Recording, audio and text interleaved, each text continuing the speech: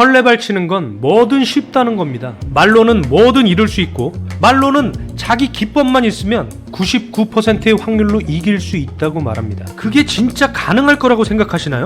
유튜브나 블로그를 보다 보면 말로는 뭐 제롬 파월 형님보다 매크로 이슈를 더 빠르게 읽어낼 수 있는 것처럼 말하고 본인의 기술적 분석 하나로 시장을 매번 이길 수 있다고 말합니다. 그분들이 진짜 베팅에서 투자 수익을 내고 있을까요? 모의 투자와 실전 투자가 같을까요? 제가 드리고 싶은 말씀은 뭐냐면 이런 것에 속지 말라는 겁니다. 최소한 우리 구독자분들은요. 진짜로 중요한 것은 전략과 원칙에 있습니다. 물론 저처럼 운도 조금 필요하긴 합니다. 근데 문제는 전략과 원칙을 얘기하면 재미가 없다는 거죠. 그래도 잘 한번 풀어보도록 하겠습니다. 이제 본론으로 들어가서 연말까지 얼만큼의 수익률을 유지할 수 있을지는 모르겠지만 23년 연초부터 11월 26일까지 약 135%의 계좌 수익을 내고 있습니다. 코로나 이후부터 올해도 마찬가지로 시장이 좋았기 때문에 운의 영역이 많이 작용된 겁니다. 제 목표 수익률이 몇 퍼센트라고 말씀드렸죠? CAGR 30%가 제 목표 수익률입니다. 잃지 않다 보면 이렇게 시장에서는 가끔 가다가 큰 선물을 줄 때가 있습니다. 코로나로 급격하게 시장이 조정받았거나 올해처럼 개별 종목 피킹을 잘했을 때 말이죠. 중요한 것은 수익을 더 내겠다고 내가 모르는 주식을 매수하거나 조급한 마음으로 매수 버튼을 누르지 않아야 한다는 겁니다. 잃지 않아야 기회가 오기 때문입니다. 그동안 저는 저보다 더 뛰어난 고수들도 많이 봐왔고 실제로 봐도 믿을 수 없을 만큼의 수익금을 번 분들도 몇몇 봐왔습니다. 투자로 성공한 분들이 많다고는 할 수 없지만 제가 봐온 그 소수의 성공한 분들은 성과가 정말 어마어마합니다. 설레발치는 사람들을 믿지 말고 전략과 원칙에 대해서 말하는 사람들과 가까이 하세요. 알파 컨덕터 채널도 구독과 좋아요 부탁드립니다. 차트를 보겠습니다. 1980년대에는 증권주가 시장을 주도하는 시기였습니다. 보시는 바와 같이 131.4포인트에서 확대해서 보면 1015포인트까지 약 8배 성장한 시기였습니다. 이게 불과 3년 만에 일어난 일입니다. 이렇게 시대의 주도주를 만나면 폭발적인 계좌 성장을 이룰 수 있습니다. 이 시기에는 실제로 개인 투자자에서 어마어마한 자산가가 되신 1세대 슈퍼개미들이 탄생한 시기였습니다. 종목 차트를 한번 살펴보겠습니다. 미래에셋 증권인데요. 2164원부터 43,647원까지 약 20배 이상 주가 성장한 차트의 흐름을 보실 수가 있습니다. 대신증권 차트인데요. 대신증권 역시 어마어마한 주가 성장을 이뤄냈죠. 1990년대는 IT 기술주들이 엄청난 주가 성장을 했습니다. 한통프리텔, 세롬기술, 한글과 컴퓨터. 90년대 후반 IT 버블 기간 동안 관련 IT 기업들이 두각을 보이는 시대였습니다. 2004년인가 세롬기술에서 솔본으로 사명을 변경했는데요. 보시는 바와 같이 1,400원짜리 주식이 20만 8천원이 되는 어마어마한 주가 성장을 이뤄냈습니다. 주가를 확대해서 보더라도 추세를 전혀 깨지 않고 말 그대로 버블 상태로 지속적으로 상승하는 흐름을 볼 수가 있습니다. 그 시대에 같은 IT 기업인 한글과 컴퓨터도 마찬가지로 어마어마한 상승을 했죠. 3,752원짜리가 27만 6,212원까지 상승을 했습니다. 이게 불과 93년 3월부터 2000년 1월까지 11개월 만에 약 70배 이상의 주가 성장을 한 흐름이었습니다. 다시 봐도 믿을 수 없을 만큼의 주가 성장을 이룬 것이죠. 2000년대에는 IT 버블 이후 살아남은 인터넷 기업들이 성장하는 시기였습니다. 하나로통신, NHN, 레인콤, 다음, 그리고 홈쇼핑의 시대가 열렸죠. CJ 홈쇼핑, GS 홈쇼핑 같은 주식들이 엄청나게 폭발적인 상승을 했습니다. 2003년부터 2007년까지는 인프라, 중공업, 조선주들이 시대를 주도하는 시기였습니다. 조선업의 슈퍼사이클과 함께 3년이 넘는 호황기에 접어들었고 LNG 수요가 급증했습니다. 지금 보시는 차트는 현대미포조선입니다.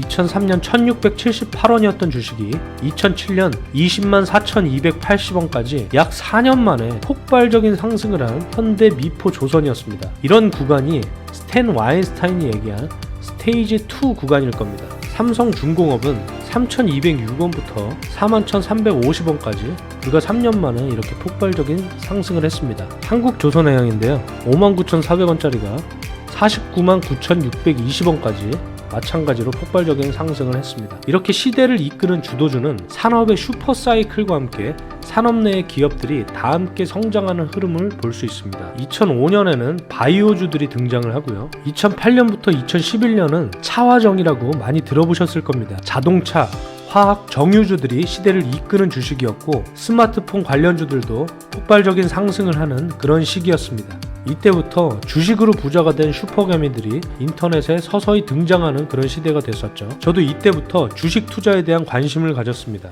지금 보시는 차트는 현대차 차트인데요.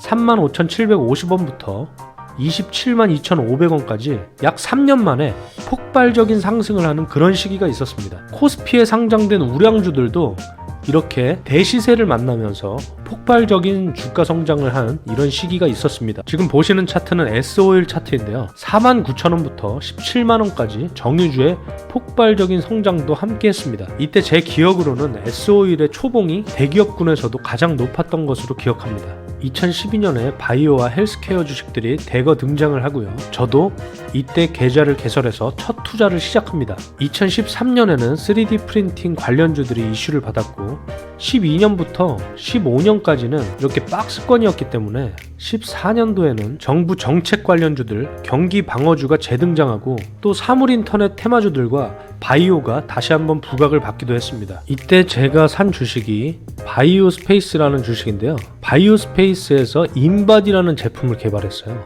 바이오스페이스에서 만든 인바디가 그때 당시에 국내에서 유일하게 미국 FDA 승인을 받은 제품이었습니다. 그때 당시에도 제가 주식 투자를 했었기 때문에 뉴스를 통해서 인바디에 대한 얘기를 많이 듣다가 실제로 헬스장에서 인바디 체크를 해보고 체성분 분석을 해보고 나서 이거다 싶어가지고 정말 그때 당시에 금액은 작았지만 저에게는 최대 비중으로 매수를 해본 종목이 바로 이 바이오스페이스, 사명을 인바디로 나중에 바꾸게 됐는데 이 인바디에서 처음으로 큰 수익을 목돈을 한번 만져봤습니다. 몇 번을 이렇게 사고팔고를 하다가 이게 해외 진출 이슈와 함께 정말 다시 한번 크게 비중을 담고 아마 제 기억으로는 25,000원이 넘어가면서 조금씩 팔기 시작해서 요쯤인지 다 팔았던 걸로 제가 기억을 합니다. 처음으로 성공한 주식 투자, 저에게는 바이오스페이스, 인바디였습니다. 2015년에는 메르스, 유럽 경제위기, 또 차이나 리스크로 충격 이후에 성장 업종이 재편됩니다. 2017년에는 트럼프가 취임을 했고 세계 경제도 호황기에 접어들었습니다. 코스피도 2600을 처음으로 돌파하던 시절입니다. 2018년은 시장이 정말 안 좋았습니다. 하지만 이때부터 4차 산업과 반도체 그리고 IT의 성장이 부각되던 시기입니다. 2020년에는 코로나가 발생했죠. 2020년에 코로나가 발생하면서 처음에는 언택트 그리고 바이오 백신주들이 엄청난 관심을 받았지만 백신 이전에 마스크 관련주, 진단 키트주들이 선제적으로 엄청 크게 올랐습니다. 또 전기차의 시대가 부각되면서 국내 2차전지 성장의 잠재력이 엄청난 시장에 관심을 받게 됩니다. 코로나로 지수가 급락하고 서킷 브레이커가 발동된 이후에 처음으로 매수한 종목이 이 알서포트라는 기업입니다. 알서포트는 웹 화상회의와 원격 기술을 가진 원격 소프트웨어 기업인데요. 실제로 사이버 대학이나 일부 강의들에서 이미 제품이 상용화되어 있었고 코로나 이전부터 제가 관심을 갖고 있던 종목이라 매수를 했습니다. 그리고 이 종목을 트레이드도 하고 일부 비중은 3,000원대에 사서 롱텀으로 가져갔습니다. 그렇게 3,000원대에 산 종목이 만원 부근에 도달해서 이 윗골이 있죠.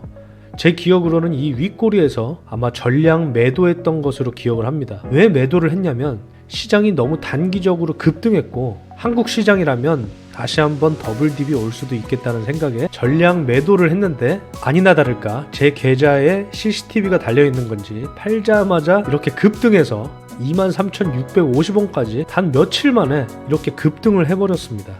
물론 알서포트로 많은 수익을 얻었지만 그래도 지금 생각하면 너무 아쉬운, 아주 일찍 종목을 피킹한 것에 비해서 그래도 아쉬운 종목이 알서포트입니다. 여기서 교훈을 얻었습니다. 시대에 걸맞는 주도주와 상승하는 종목은 쉽게 팔아버리지 말자. 생각만 해도 아쉬운 종목입니다. 그리고 알서포트 이후에 다음으로 매수한 주식이 LNF라는 2차전지 양극활 물질을 하는 업체인데요. 19년부터 관심을 가지고 있다가 시장에서 도통 반응이 없길래 살지 말지 고민을 하다가 코로나 이후에 자 2차 전지 한번 갈 수 있다. 쌀 때 미리 사놓자라는 마음으로 매수를 했습니다. 그리고 몇 개월 지나니까 주가가 엄청나게 상승했죠. 그리고 이 구간에 거의 모든 주식을 팔아버렸습니다. 그리고 이 주식 또한 제가 팔자마자 20만 원까지 급등하는 현상이 일어났습니다. 그리고 23년에는 34만 9,500원까지 상승했죠. 대가들의 전략처럼 상승하는 좋은 주식은 장기적으로 보유하자라는 그런 큰 깨달음을 얻게 된 종목입니다. 오늘은 1980년대부터 2020년 초반까지의 주도주를 살펴보았는데요. 24년과 25년의 주도 섹터는 어떤 것이 될까요? 반도체, HBM과 온디바이스가 될지, 바이오 헬스케어가 될지, AI 소프트웨어 관련주가 될지, 로봇과 자동화 관련주가 될지, 전장과 자율주행이 될지, 배터리 소부장이 될지, 조선주가 될지, 우주 항공이 될지, 신재생, 원전, ESS, 태양광이 될지, 아니면 바닥권을 형성하고 있는 건설과 은행, 자동차 부품주들이 될지 다음 시간에 함께 분석해보는 시간을 갖도록 하겠습니다. 댓글로 여러분의 아이디어를 마음껏 작성해 주시고 궁금한 사항도 남겨주시면 답변해드리도록 하겠습니다. 오늘 영상도 유익하셨다면 구독과 좋아요, 알림 설정까지 부탁드립니다. 23년이 얼마 남지 않았습니다, 여러분. 23년의 성과를 잘 내신 분들은 12월도 마무리 잘 하시면서 24년 전략을 잘 세우시고 23년의 성과를 내지 못했더라도 지금부터 알파 컨덕터와 함께 24년을 준비하시면 됩니다. 오늘 영상도 시청해주셔서 감사합니다. 다음 시간에 더 유익한 내용으로 찾아뵙겠습니다. 금융시장 초과 수익 지휘자 알파 컨덕터였습니다.